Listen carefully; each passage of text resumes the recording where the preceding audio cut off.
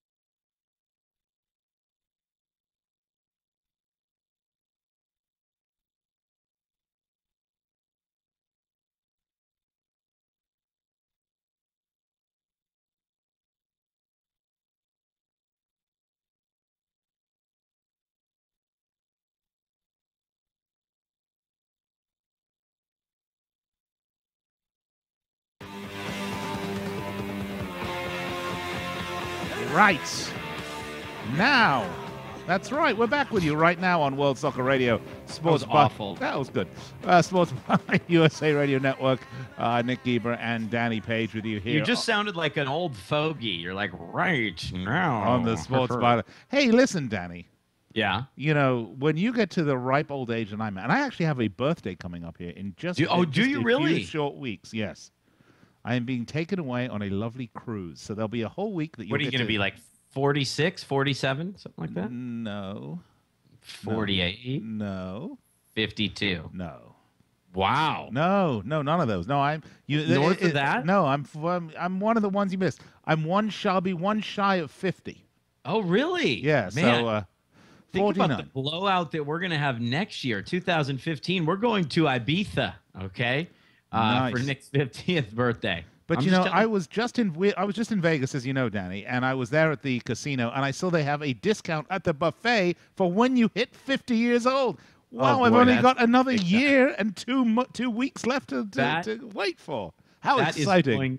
That is going to be big time. You know, I think we're going to get into this discussion about officials, but like, what if there was like a referee or an official at the buffet? I like that. Like, if you did certain things and you ate certain, you went too far, you took like, 4 lobster tails, he's going to book you. Actually, you know what my favorite thing is, Danny? He's going to give you your warning. My favorite thing at the buffet is when you're following behind some guy, and I'm not a small person, but you're following behind some large whale of a human being that's trolling the buffet line. That sort of is very self-conscious, and you see them grabbing a little salad here and a little dressing here, and then next time you see them going up there, they hit the dessert rack and they got like 8 pies and 5 ice creams, and it's all.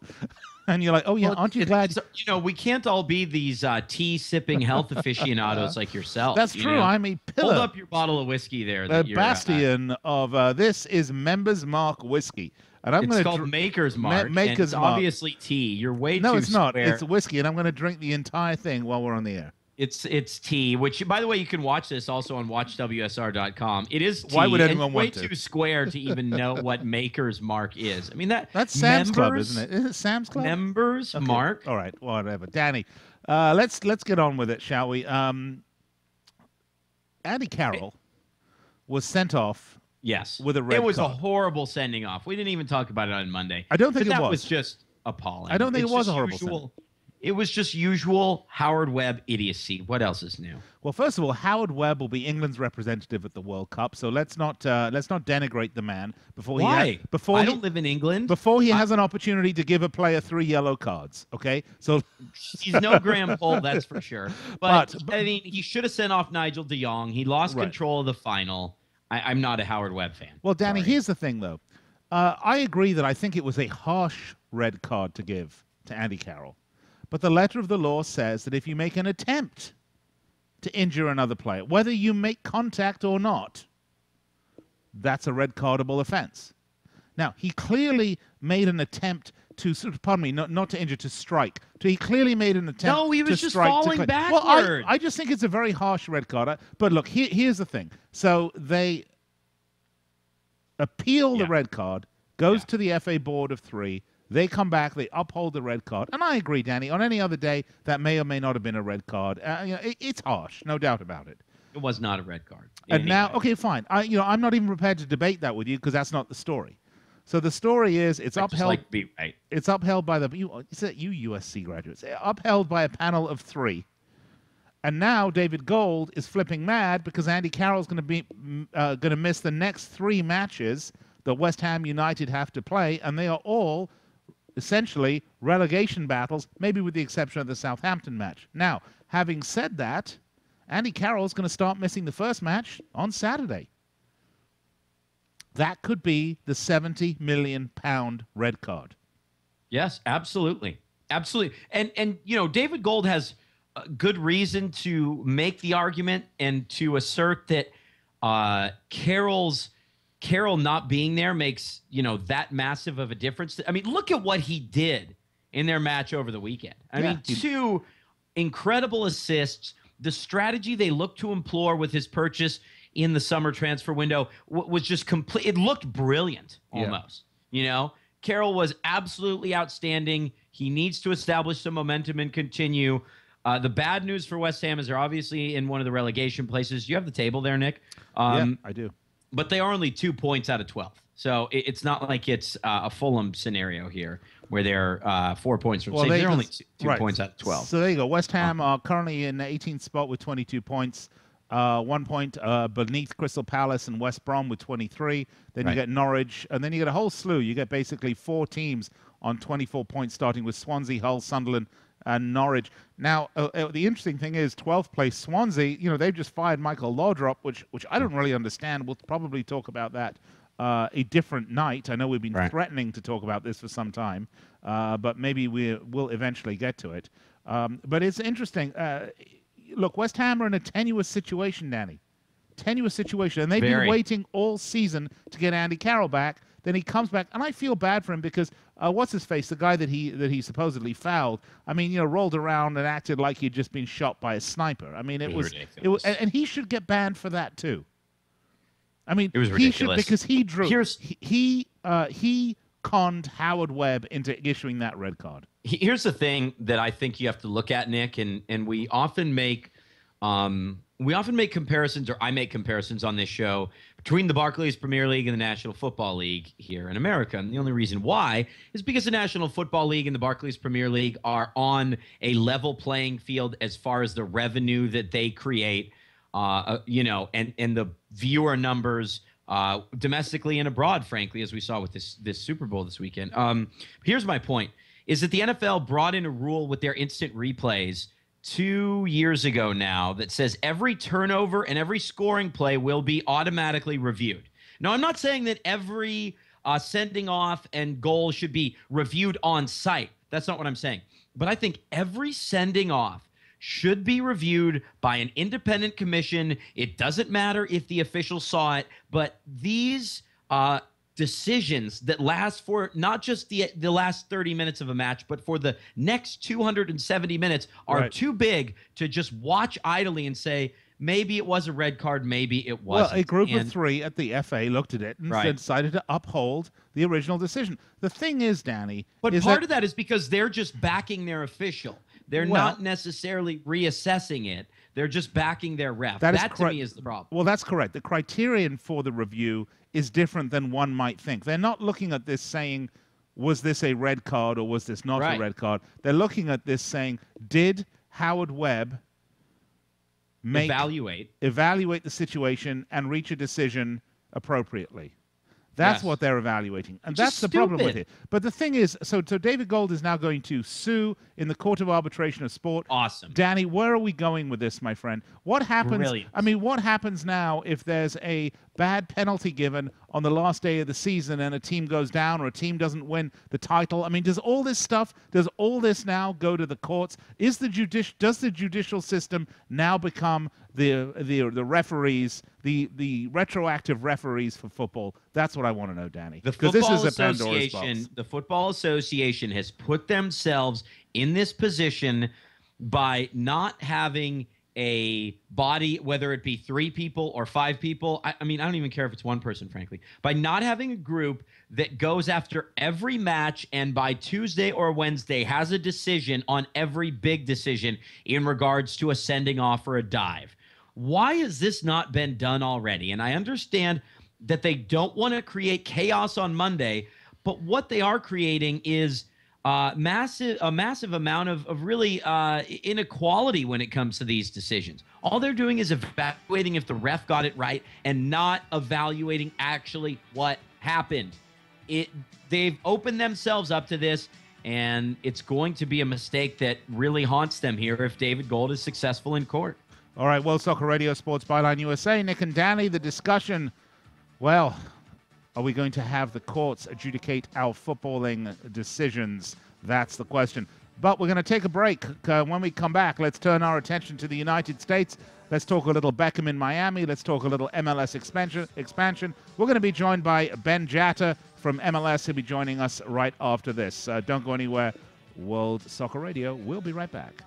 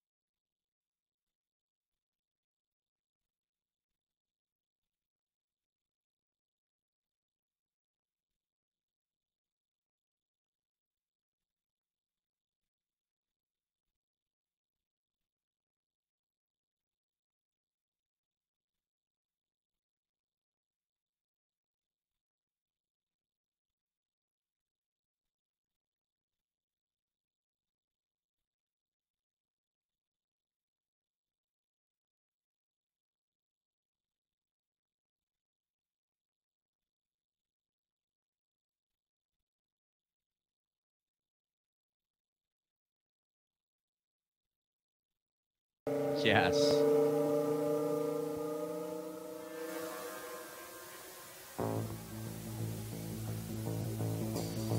All right, now, Danny, you were telling me during the break that LA Woman makes you think of Jerry in San Francisco. Now, that makes me, I'm a little worried about you, son. Is there something we should talk about here? I meant because those guys play, they play these Doors songs quite a lot when we're on the program. That's all I meant. There was and there was nothing Freudian there.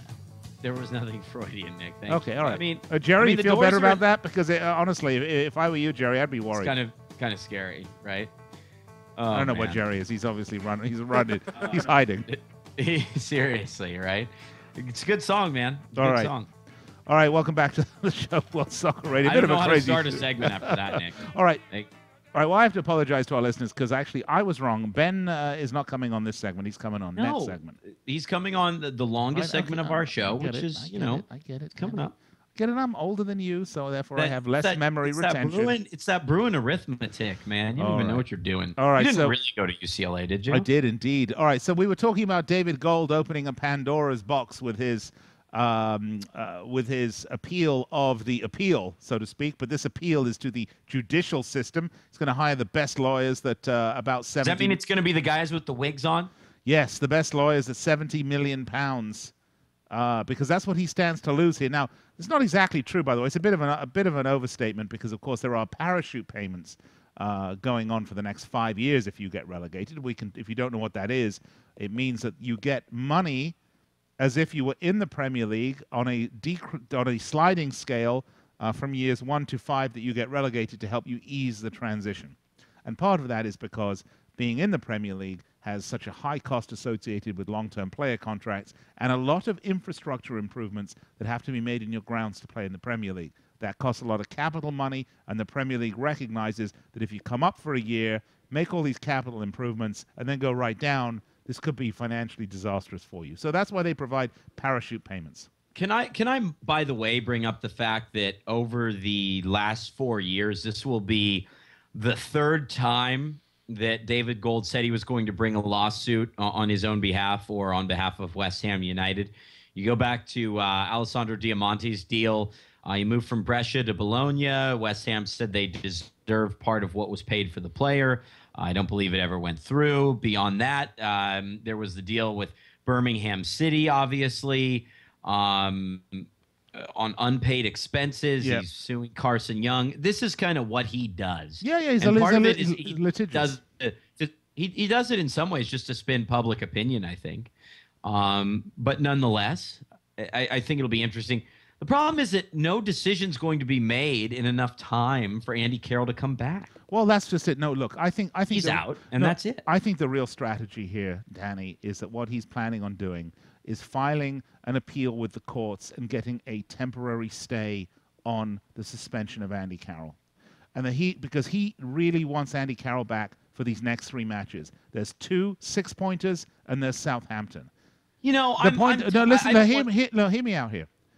If Andy Carroll, look, Andy Carroll is not going to help West Ham United get points off Man United. He's not going to help them get points off Man City or Arsenal or Liverpool or Chelsea. So having him in the squad, look, it'd be better to have him there. But not to have him for those matches is going to have a lot smaller impact on the points tally at the end of the season as it is not to have him on those relegation 6-pointers in the match against Southampton. That's the strategy. That's what he's doing, Danny. Yeah, I suppose so, but who knows when they'll be back? And I'm not buying the 6-pointers here, Nick. Okay? 6-pointers are matches when in March, late March, early April, 17 and 19 play each other. When 15 and 20 play each other. This relegation scrap is so tight. There are 9 teams so near to each other that unless you're Fulham, I just am not buying it right now. Sorry. There's way too much left. What is their schedule? I mean, have you seen their schedule? Yeah, Villa, Norwich, Southampton, Everton, Hull, Stoke. Okay, stop. Man United, Sunderland, Liverpool. Right. So their next 9 matches? No, by your definition, of their next 9 matches, 6 of them are 6-pointers. It's a stupid distinction at this point. No, it's not. It's not. There's a distinction. There's a difference between looking at a match that you might be able to get points from and one you're very, very unlikely to get any points from. and you want to have your best player on the pitch when you play against Aston Villa. You want to have your best player on the pitch when you play Norwich and Southampton. You want to have your best. Unlikely to get points from like away at Stamford Bridge, right? Well, no, that's right. That's the point. So if if Andy Carroll's not there for the Everton match, the chances are a lot less that they would get points off the Everton match than they would off, say, Norwich or Villa. It's the same thing. Stoke, that's a tough match. Hull, that's going to be. Then they got Man United. Then they come back to Sunderland. So they would rather have him suspended for the set of matches that includes, shall we say, Everton, Hull, and Stoke, or Hull, Stoke, and Man United, than they would against Villa, Norwich, and Southampton. Danny, it's only common sense. I'm sorry, you can take a contrarian position just to be difficult, but I mean this makes perfect sense. No, I just think all the teams are so tight. There's so much still to be decided. He's just what he's really doing. There is no legal precedent, and to see he's brought these suits before. But he's only doing it to get a stay. He's only doing it to get a stay on the suspension. That's all he's doing. But there's no guarantee that the stay will be lifted on March 21st. Absolutely none. Absolutely. So that his and by the way, given what we've seen from West Ham, especially lately, and West Ham going to the Bridge midweek last week, I don't think that it's impossible to imagine they would take points off of United and Liverpool at home. Well, they can, or Everton. Well, they can build Upton Park at any facility they go play on their half. But anyway, let's change the topic, because if we're talking about potentially opening Pandora's boxes and bringing in massive change for the game, there is a current discussion going on around the world of football about the sin bin. Now, if you don't follow rugby, let me make the sin bin very easy. Tell us about it, Nick. It is the penalty box, just like in hockey, or as my sister said when we first arrived here in the United States and went to an NHL game, she called it the naughty box. It is a naughty box. It's where you go and sit when you've made an infraction. There's somewhere in between, getting your bottom thrown out of the match, or just someone saying, don't do that again. In football, the sin bin would be an orange card. It would be something in between a yellow and a red. The orange card is the stupidest thing I've ever heard. These people at FIFA are pathetic. I'm sorry, continue. Well, orange card. But Danny, they're going to look at it. I don't think it's going to work, and I'll tell you why. Because I think what you're doing is you're taking power away from the referees. I would rather see them look at video replay for penalties. I would rather see them somehow redo the offside rule to make it easier to look at, and come in with retroactive evaluations. If we can do that, we don't need a sin bin. The thing is, Danny, it would change the game. Look, you are going right after this show today to write about a high school soccer game, right? Right. I've followed high school soccer and college soccer. I've had kids that play both that came through the high school ranks. They now play college. These games are not football. These are not the same games that you see when you watch MLS or you watch the Premier League or the Championship. Why are because you saying the that? Substitution rule changes the game. It's bad in college. It's even worse in high school. If you look at a high school football game, soccer game, they make substitutions like American football. Most of these teams. They will bring in 6, 7, 8, 10, 12. It doesn't matter. So you lose the rhythm of the game. Fitness doesn't mean as much when you can bring on a player just to take a free kick and then take him out again. I don't want to see the game that we love getting watered down and bastardized to the point that is what we're looking at with our top flight football. I, for one, am not a fan of the sin bin. Leave it in rugby. Leave it in hockey. I'm all right with it there, where the clock stops, and in rugby, where the clock never stops, even if you're injured. Well, I think that's one thing that makes football so special and unique and puts so much weight on managers and referees' decisions, and that's that you get 3 chances to change a game with your substitutions. We're talking about, obviously, the game at the highest level. That creates some very difficult decisions that are very much open to criticism. And you're right. Any of this free substitution, so on and so forth, we don't need a power play. Right, exactly. It seems ridiculous. What we need to do, Nick, and I'm not saying that video should be used to aid in every call, but you look at Major League Baseball and the fact that they are bringing along video on a lot of big calls. Basketball uses it in the final 2 minutes. This stuff's no-brainer. It is a no-brainer. And world football needs to understand that video is at our disposal. It is at every big match, and it is time for us to use it to the best of our ability. Video replay is there. I agree. By the way, we did get a couple of tweets, Danny. I don't know if you were looking at them, but Yes. Christopher Cole, I believe it was, wrote one about, was it about Man United that he was saying? About Vidic leaving Man United? Looking back, how great was United's January '06 window where they got Vidic and Evra? You know, that's a great point. That's what he was talking about. Yeah, I didn't know what he was talking about. You know, it's funny because we talk about the January windows, and you can look back specifically. There are very few January windows where teams have really made great acquisitions. Of course, Luis Suarez is a great example of a fabulous acquisition in January. But you're right, that Evra Vidic year was fantastic. But United have decided not to renew the contract with Vidic. They're going to let it run out, and he's going to see out his last season at Old Trafford. That's a little and aside. Rio Ferdinand, I mean, they're going to need to invest a ton of money in center backs. That's one of the difficult things. You know, we're going to talk about that later. That's one of the difficult things when you're buying in the summer is you have to spend $60 million on center backs right off the bat. You know, one thing that DMAC brought up in one of his tweets, KC10IB, said relegation this year may come down to goal differential. And one thing I want to talk about on the show that I do like about the game in Spain, Nick, is if there's a head-to-head tie, the tiebreaker is, you know, a tie between two teams at the end of the year. Right? The tiebreaker in Spain is head-to-head and aggregate. Now, when City and United were even on 89 points, City still would have won because of their 6-1 win earlier in the year. But isn't that a better way to decide instead of goal difference? No, I like it too. I just think an aggregate score would be a much better tiebreaker. And sometimes, Danny, then if you've got an unplayed match later on in the season that would normally not mean anything, it could mean a lot. Right. All right, we got to go to break. World Soccer Radio, Sports Byline USA. Nick and Danny, we'll be right back with Ben Jata right after this. Don't go anywhere.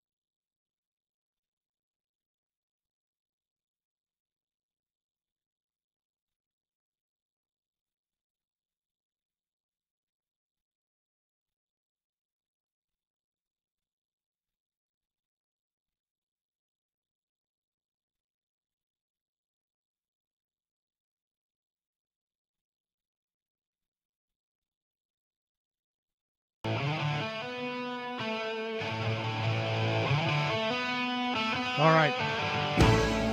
We are back on the Sports Byline Network and American Forces. When are they all coming back from Afghanistan, by the way? When is that supposed to be? I thought wasn't that supposed to be January?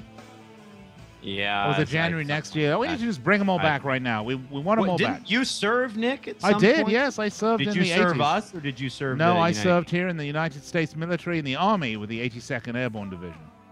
Where did you go? You go anywhere? All over the place, actually. But we don't have enough time in this show to get into all that because this segment, Danny, is all about MLS. And, as the MLS season is getting ready to start up again, believe it or not, and I see more and more MLS friendlies booked. I was just driving down the Home Depot Center, and StubHub.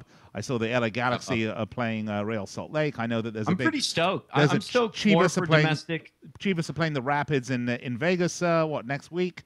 Yeah. So some fun stuff coming up.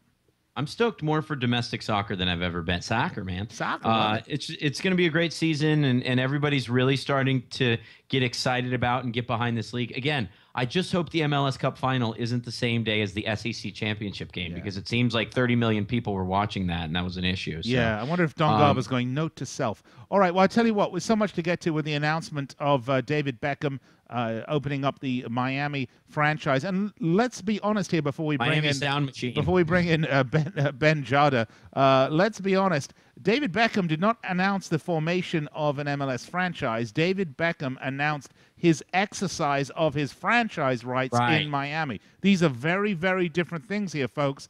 Very different things. Hopefully, the end result here is that we'll have a franchise in Miami playing in a soccer-specific stadium. But right now, no investors, no stadium, no public money. There's still a lot of hurdles to go for David Beckham. We talked about this yesterday. All right, well, let's bring Ben in. Ben, for the first time to the show. Ben, welcome. Are you there, Ben? Thanks for having me. Oh, good. We do have you. That was a little anticlimactic, right? We're like, welcome. Hey, and then it's a break. Hey, Ben, let's get started, man. Just tell us about yourself a little bit, what you cover, and where we can find you. Yeah, so I moved up to New York about 2010, living the dream. I basically left my job, drove up here in a U-Haul with no place to live, no job, and started trying to make it in the soccer industry. Got started with Opta and analyzing games for MLS, and then got into fantasy and a little bit of coaching here and there, and just recently did some Premier League work with Roto World. So mostly fantasy writing and a lot of stats and injuries, stuff like that. So now, what does that mean? You watch football dressed as a character from Game of Thrones? Oh my gosh. What's that? Never mind. I It was didn't a get joke. that, Nick. It was a You're the joke. only one that. Well, he said it was Ben, fantasy soccer, right? Fantasy soccer. I said, what's that? You watch football Nick, dressed as a shut character from up, Game man. of Thrones. I'm sorry. It's a joke. Shut It's a joke, up. Danny. Get It some was a humor. horrible one.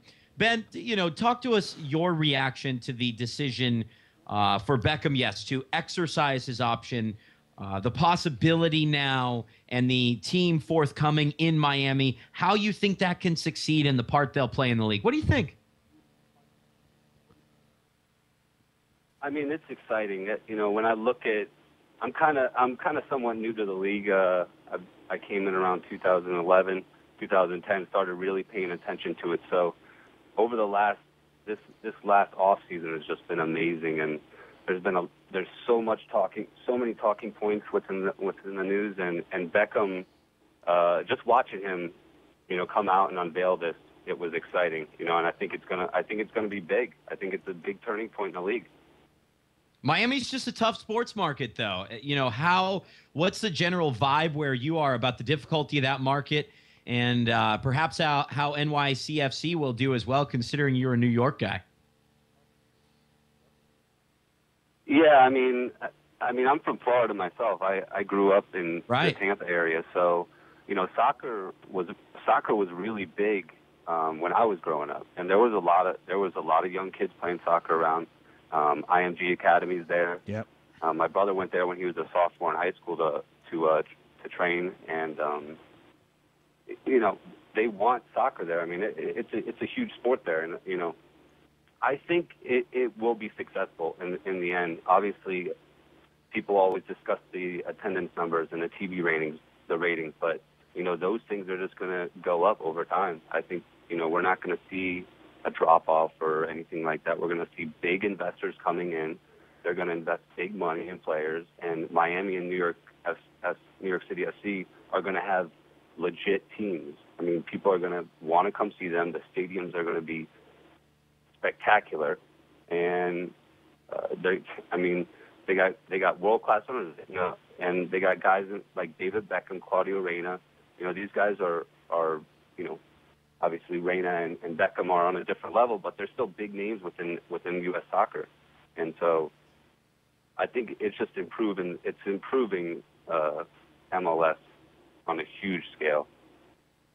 Well, I'm not sure that I agree with you, Ben, on this. When we could probably agree to disagree for a little bit, but I have to actually go to a tweet before we really get into it, because DMAC has tweeted and wants to ask you if fantasy MLS soccer is growing online as the domestic game grows, and what's the normal format? I'm sorry, you're breaking up a little. You were talking about MLS Fantasy. What's the normal format? Yeah, you wanted to know if it's growing, if MLS Fantasy is growing online, and what the normal format is for it.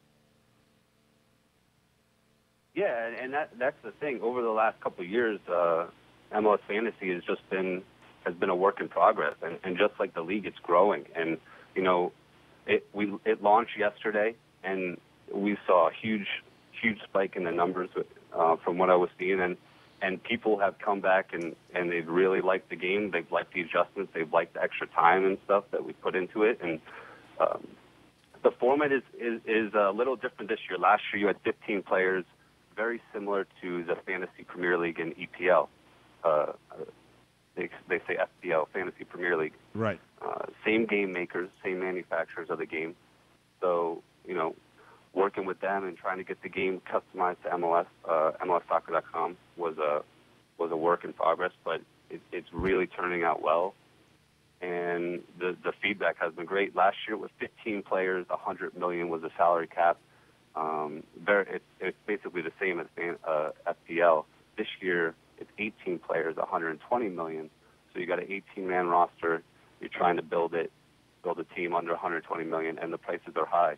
It's a lot different than last year. Defenders were a little cheap. They're raised up in price now, and it's going to be hard building a team. You got to start knowing the league and the players, and it's going to be a fun year. I'm a fantasy guy. I play fantasy football, basketball. I've tried baseball. Haven't tried any NASCAR or rugby, I guess. But soccer's been fun. It's been increasing ever since, and I started a league yesterday, a private league. Just invited some people on Twitter. Got over 150, 200 people in my own league right now. Nice. So That's great. Once it starts getting up there, I'm going to be working on getting some own prizes in there for them. All right, Hey, Ben, my question about that, and I think everybody listening, Nick, if I can jump in on the MLS Fantasy, this is what everybody wants to know, right, about fantasy sports. Who are the steals?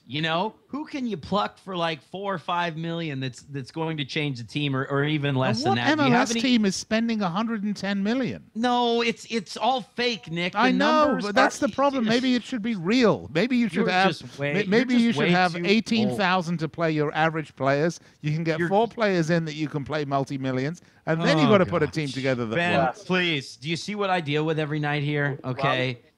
Oh my God! I'm gonna get you into my league. I'm gonna get you into my league this year. I like it. All right. All right, you're invited. I like it. All right. You're invited. I want you to come play with us. It's gonna be fun. All right. I tell you what, Ben. But I have to tell you, when someone says to me that that like I'm really getting into fantasy, I think of that strip club in Vegas. We're thinking on completely different levels right now, Ben. Oh my goodness. Well, all these guys are closed, so I mean, you're not going to see any of that here. No, that's fine. Who are the steals, Ben? Who are like the big steals? Who's a great player to pick up in fantasy or two that you can reveal, or maybe a story about that we can find from you? Yeah, I mean, I just put my first article up on the site today. Basically, I did a mock-up, 18-man roster. Went through some of these guys, that I like. Obviously, I didn't reveal everyone, but there are a couple of guys I like. There's a lot of things, obviously, for the preseason to work out. But last night I was watching Portland, and Gaston Fernandez, one of their new additions from Argentina. He was great. You know, he had 2 assists last night. I think Portland are looking really strong offensively with Diego Valeri. You got Urruti and Fernandez and Nagby. They're going to be very strong up top. They're a really fun team to watch. You know, if you like watching the Premier League, you'll like watching Portland. You know, they're very successful, very good passing team. And I like the connection that they had last night, Urruti and Fernandez. I think with Valeri and Nagby, it's going to be, it could be real potential there. So Fernandez is a guy I would say is looked forward to come into the league and start contributing right away. So, Nick, this is going to be fun. I mean, you're going to put a team together. It's going to be completely awful, and then we get to have Ben on and really kind of critique. He can tell you how much you don't know, Danny, how rubbish your team is, how brilliant my team is. Ben, I want to talk a little bit. We talked a bit about MLS expansion. Let's get back to it, shall we? Because there is supposedly one more team out there that we're waiting to announce, and then they're going to sort of put a lid on expansion. I have to imagine that in another 36 months, we're going to look for another round of expansion. I mean, the U.S. is such a large country that we're probably going to need something along the lines of a 36-team league in 2 conferences. Is that how you see it? Yeah, I mean, it's funny. You know, you should say that I was asking people the other day about that. What's going to make it stop at 24? You know, and I think.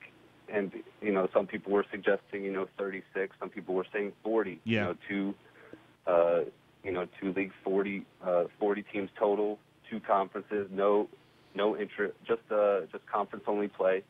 And I think there is a potential to do that. I mean, to get to that level, it's going to take some time, obviously, but it's rapid expansion right now at this point. I just feel like teams are coming up like every second. Like there's a new team. Well, Ben, I want to hold that thought. I want you to hold that thought for a minute, Ben, because we're running out of time, and I want to kind of bring this in.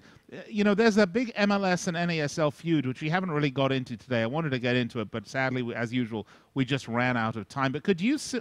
We know that NASL has as its goals eventually becoming a sanctioned Division I program here in the U.S. Of course, MLS currently is a Division I program. It's like the AFL and the NFL. Can we ever see a point in time where we do have 2 competing Division I leagues and maybe the champion, a la the Super Bowl, is done that way? Could you ever see that happening? Yeah, I mean, there's no reason to think that can't happen. I think MLS 1 and MLS 2 could happen, and I don't see NASL progressing any much. Obviously, it looks like USL Pro is doing more there. I don't really pay attention too much to NASL and USL Pro, but I think there's no reason to underestimate MLS and it growing. And it can grow so much, and over the years, I think it's gonna grow tremendously. All right, Ben. Sadly, we are out of time. Really enjoyed the conversation. Would love to have you back on again. Get into some Major League Soccer with you, Ben Jata. Thank you so much. We really appreciate you coming on. Hey. Cheers. Thanks for having me. And you're joining. World Soccer Radio Sports Byline USA. Nick Eber and Danny Page with you. We're going to take a break, and we'll be back to wrap it up here on the Sports Byline Network.